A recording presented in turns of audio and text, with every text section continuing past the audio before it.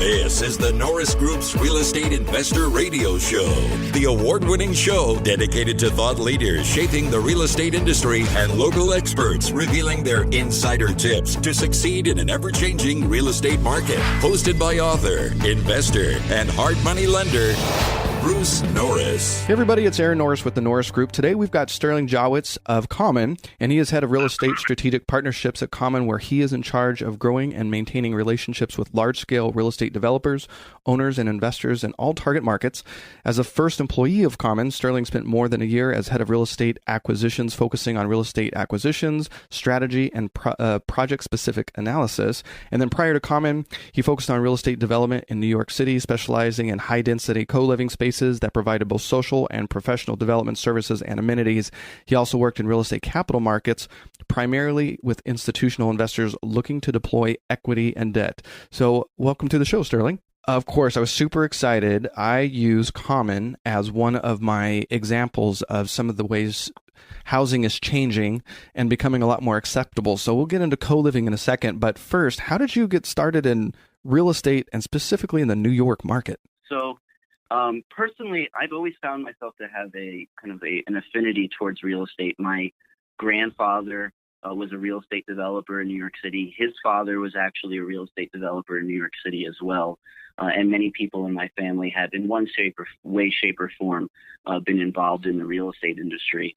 So when I graduated university, I graduated from Washington University in St. Louis. I moved to New York City, where my family currently resides.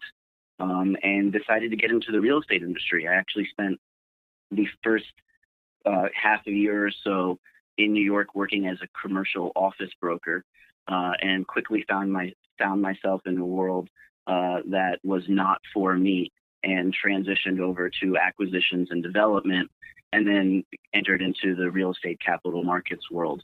And kind of as I was exploring my profession in those fields, I started thinking about the co-living space.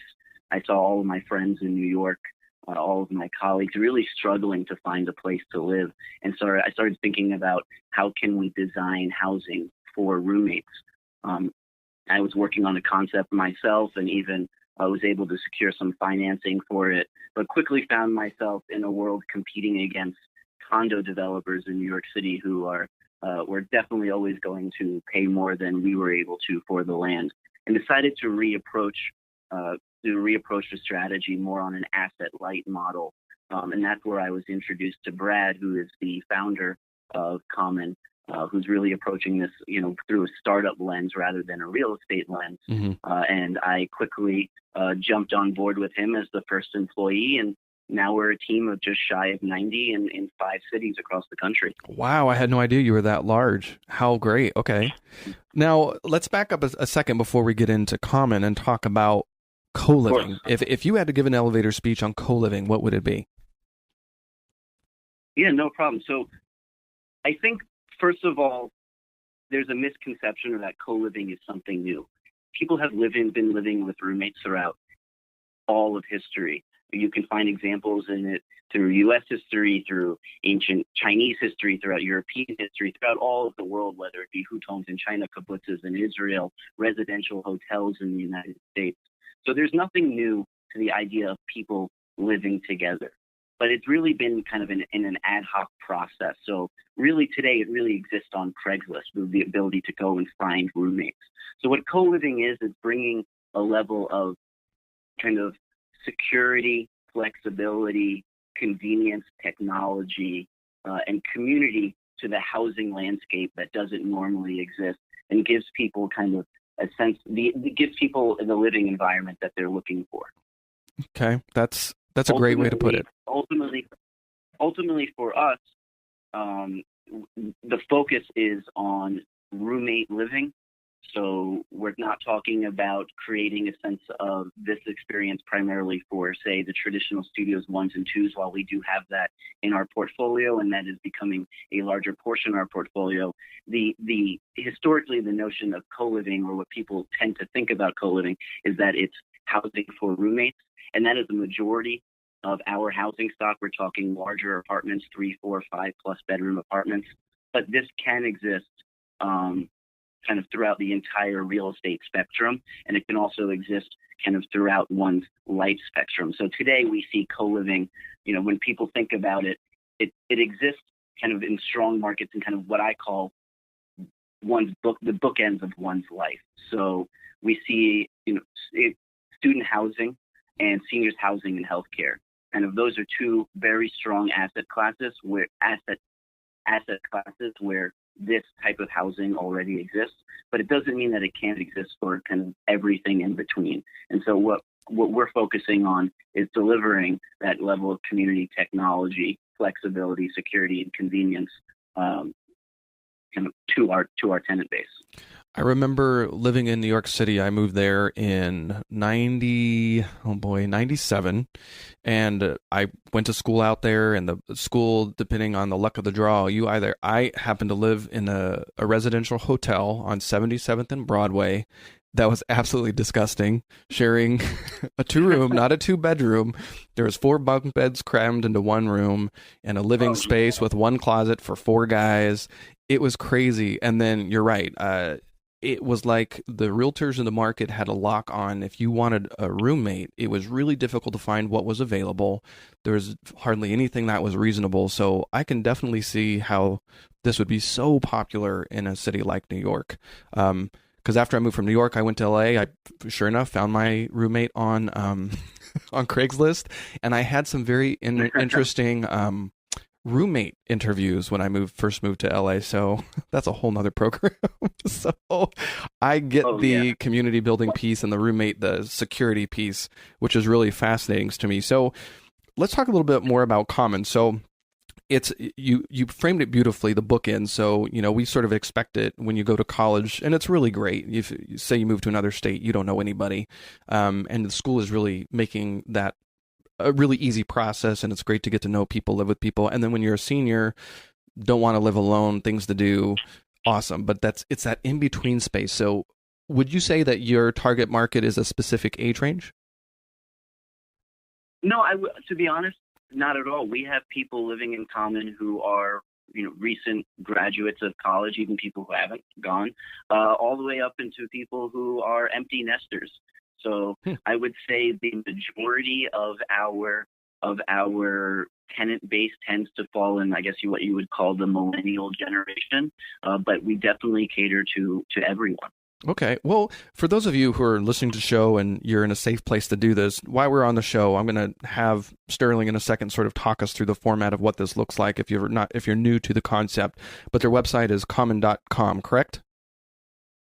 That is correct. Right. www.common.com. It's a beautiful website, and one of the reasons I actually use you is because you have a beautiful website to look at, and I think it's very easy to understand the concept. But give me a really good example, specifically the one in San Francisco that was on your website I thought was beautiful, and it was new construction.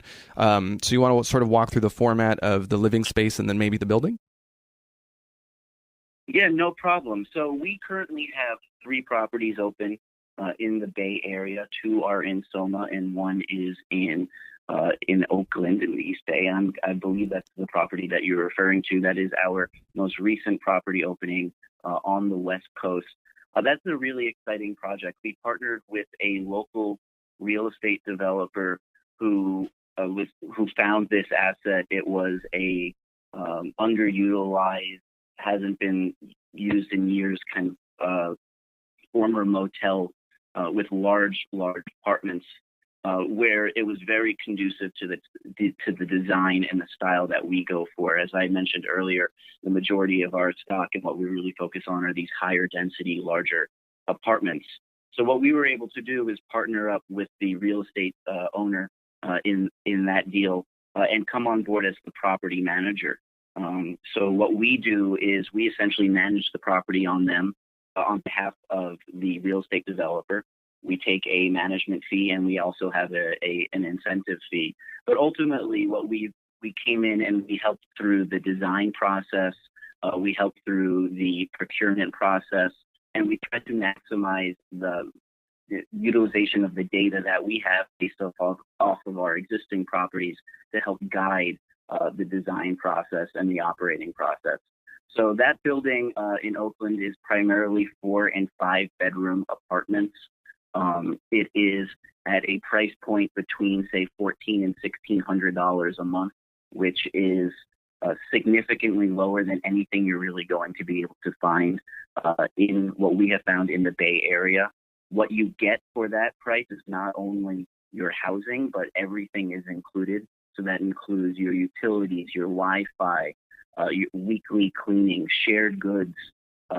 Everything is fully furnished. Really, the idea here is that we're removing the pain points that roommates typically live with. So when you move into an apartment with two of your friends and you split the couch and then one person moves out, who takes the couch? How do you pay that person back? Who ultimately owns it? And when it comes to splitting utility bills, when it comes to cleaning shared spaces, those are all things that roommates typically fight about. And so those are the pain points that we really focus on removing. And so in the monthly price that you pay, you're getting everything included in that. That is so fascinating to me, and I wish you were around when I was living in New York and LA, because that sounds awesome. And the price point, especially for the Bay Area, $1,400 to $1,600 per room, is quite reasonable compared to if you were trying to do a studio or a 2-bedroom on your own. Exactly. Yeah. We typically try to price, we'll range anywhere between 10 to 30% below the price point for independent living in a similar market. So if you were to go out and get your own, say, studio apartment, we're going to be a much less expensive option than that. Well, the pictures that I saw, and maybe I'm incorrect, but I mean, the joint spaces like the living room and the kitchen, I mean, you guys do a pretty beautiful job from the pictures that I've seen. Is the level of detail and the design always that high? Of course. I mean, we have a really, really incredible in-house design team. It's comprised of designers, architects, people in the construction industry. They have a really incredible eye for space, for design. And something that we really focus on is providing that sense of home. We're really not trying to create a form of housing that is transient. This is long-term housing. These are people who are moving to a city and they really don't have that sense of community. And we want them to feel like they're moving home and they're living at home. And so all of our properties all have the same high level of design and focus when it comes to layouts and it comes to furnishings and it comes to operating the property. I would dare to say in some cases it's better than home, just because most people aren't living in such highly designed spaces. You've really taken a nod from HDTV. So, I grew up around futons and like hand-me-downs. So, I mean, looking at the finishes that you're including is pretty great. Not even the detail in the finishes and in the furniture, but even kind of in the experience, and the user experience is something that we focus on. So, for example, when you come home and you open up your computer, the Wi-Fi is automatically connected. And for us, we want to be able to provide that same experience. So when you live in common, something that we focus on is providing flexibility. So this is not short-term stay. This is not hotels. But let's say, for example, your job were to move you from one city to another city. You could very seamlessly go on to our website, check a few boxes, and essentially move from one of our properties, say in New York, to a property in San Francisco. When you open up your computer, when you show up to your new home in San Francisco, the internet is already connected. So it's not only a focus on the finishes, the design, the layout, but it's also very much on the user experience. That's incredible. The transferability alone is really powerful, especially with what seems to be, I have friends that, were in our early 40s and they're still sort of talking about, I need the flexibility. I live in LA, but what if I get a job in, New York City? I need to be able to get up and go. So to be able to give you notice and potentially be on the East Coast without having to break a lease and do all that and have a similar experience, that's incredible. Thank you. Well, let's talk a little bit about the interior. So you walk into the space. Let's talk about a 4 or 5 bedroom. What would be a typical design on the interior on something with that many bedrooms? Formal living room. What's the kitchen like? How many bathrooms? Can you share a little more? Yeah, no problem. So I think it's important to keep in mind that this isn't really much different than a traditional apartment, just larger with more bedrooms. So you're not all of a sudden finding something that's incredibly unique and different, that becomes something that's, say, non-financeable in the capital markets world. So a typical 4 or 5 bedroom apartment will have 2.5 bathrooms, sometimes up to 3. It will have a kitchen that can seat that many people, have a living area and a dining area.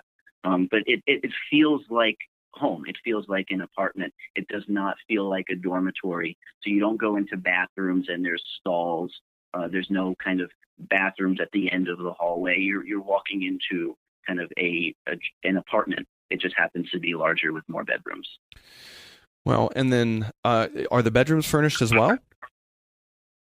Yes, the bedrooms are fully furnished.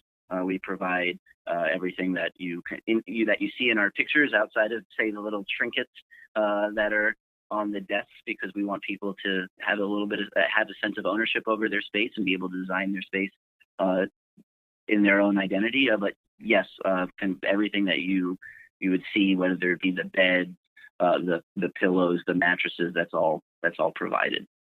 Now, is there somebody on your team that nationally almost acts as sort of like a roommate finder that's trying to put together people? You've described that you have people, empty nesters to millennials, that are doing this. Is there somebody trying to piece together the right personalities at all? No, to be honest with you, we do not focus on roommate matching in that sense. One thing you have to be very careful about is fair housing laws. And two, with the level of demand that we have seen at Common, we're getting over 1,000 applications a week. We are at 99.8% occupancy as of today. Wow. It becomes one of these things where it's more about finding the alignment of interest and values, and making sure people understand what they're getting into when they apply to live in Common. But once they go through the application process, they pass the background check, they pass kind of a finance check, they check out the property themselves, whether that be in person or online through a 3D tour, or either through a video tour with one of our admission staff. Then it's essentially, then they can become a member, assuming that we have, a space available in the market that they're interested in, at the price point that they're interested in. But there's really no kind of matchmaking in terms of personalities, whether that person listens to music later at night, or whether that person kind of works overnight or works during the day. We don't do any of that. Is it what that 99.8% being full is there a waiting list that's really starting to form? Yeah, I mean, we're constantly growing our wait list. For us, it's really about we're supply constrained. Today, we have about 450 beds under management. We'll be just north of 1,000 by the end of this calendar year. But as I just said, we're getting over 1,000 applications a week. Wow. Now, granted, those aren't for, always to move immediately with the right price point in exactly the location that they want. But there's a tremendous amount of demand for people to live in Common, for people seeking what we deliver. And so it's really become a supply constraint issue rather than a demand problem. Now, we talked a little bit about the interior, but when it comes to the building itself, are there any amenities that, like, I've seen other co-living spaces, it really feels like they're selling not just shelter, but a little bit of a lifestyle. So maybe there's a coffee shop downstairs, a workspace. Is that incorporated into some of your buildings, all of your buildings? Can you share a little bit more about the building itself? No problem. So I would say there's kind of two things I want to touch on with this question. One is we love mixed-use properties. So to the extent that you can bring retail to the property, or there's some level of commercial space, that is great. That's only going to make it a vibrant community and a more interesting location. But when it comes to specific residential amenities, one thing that we really try to stay out of is, what has been dubbed the amenities arms race. We really try not to focus on building these large cavernous amenity spaces where from everything that we have seen, from we have witnessed and have walked, and from what we have heard, they really go unused. Something that we focus on at Common, and we kind of came up with a term for it, is the pajama rule. We want the community space, the amenity space, to feel like an extension of your living room, for you to have a sense of ownership over that space. So you need to be able to feel comfortable walking into that space in your pajamas. If you don't feel comfortable going into that space in your pajamas, it probably caters to too many people, and you don't really have any sense of ownership over it. And so for us, it's less about building these large amenity spaces kind of at the podium level of the properties, and it's more about creating these family-sized community spaces that are hyper-designed, spread out throughout the building, where we can really focus on creating smaller groups of communities. You can really get to know people. If you're talking about a brownstone in Brooklyn, of course, you can get to know everyone in the building. If you're talking about a 200-person ground-up development, it becomes, you can get to know everyone on your floor, the floor above you. You can kind of create that sense of community. But it's really hard to create kind of a world in which all 200-300 people in the building interact and know each other and are planning things on a daily or weekly basis together. So it's really for us about creating those smaller level family size spaces, and really programming for that as well. It's really interesting that you put it that way. I love it. The amenities arms race. So some of the larger format, like downtown Los Angeles, full-size basketball court, gyms, pools, food trucks that come, workout classes that they schedule. I mean, they're really layering it on, but you're right. It's not always used by everybody. So that's really interesting that you are taking that angle. I find them to be great for marketing. They're great for lease up, and to be honest, I mean, people do use them. But we have found that for the most part they go underutilized, and you can definitely create better design spaces. And if people want to go play basketball, they can find a place to play basketball in the neighborhood. And so for us, it's less about piling it all into one property as it is about spreading the community out. So in one of our buildings in downtown Brooklyn, we actually do have a fully built out gym. Any of our members who live in Brooklyn have access to that gym. So we can create a community horizontally rather than create it vertically. That makes sense. Yeah, no, it makes total sense. Well, you've mentioned brownstone and, GroundUp Construction. Is there any specific property type that you really like? GroundUp Construction is going to demand the highest yields because you're essentially designing for every square inch of that property. For co-living, and what's really driving the kind of above market yields compared to traditional, say, studio 1 and 2 bedroom returns is not only the technology and the community and the flexibility and the convenience, but it's also about the design. So these 4, 5+ bedroom apartments, essentially the more bedrooms in theory that you can pack in, the less expensive it becomes per person, less expensive it becomes to build per unit because you're building less kitchens, you're building less bathrooms, so you can drive your hard costs down. It's also better from a co-living user experience. We prefer 4 and 5 bedroom apartments, say, rather than 2 and 3 bedroom apartments. So I would say from a ground up, the ideal scenario is ground up development. Okay. But that takes a long time. That could take 2, 3, 4+ years. We launched in 2015, and we currently have 16 properties open, the majority of which were adaptive reuse. It's about 50-50, but our pipeline going forward is majority ground-up construction. But those were deals that we set in place in the past 6 to 18 months. They take a long time to get done. So I would say that we pride ourselves in being able to adapt to all different types of housing stock, whether it be existing housing stock or having to design something from the ground up. But ultimately, and in the end of the day, the unit economics need to be there. The user experience needs to be there. and we need to be able to deliver the brand that we can stand behind. For more information on hard money loans and upcoming events with the Norris Group, check out thenorrisgroup.com. For information on passive investing with trust deeds, visit tngtrustdeeds.com.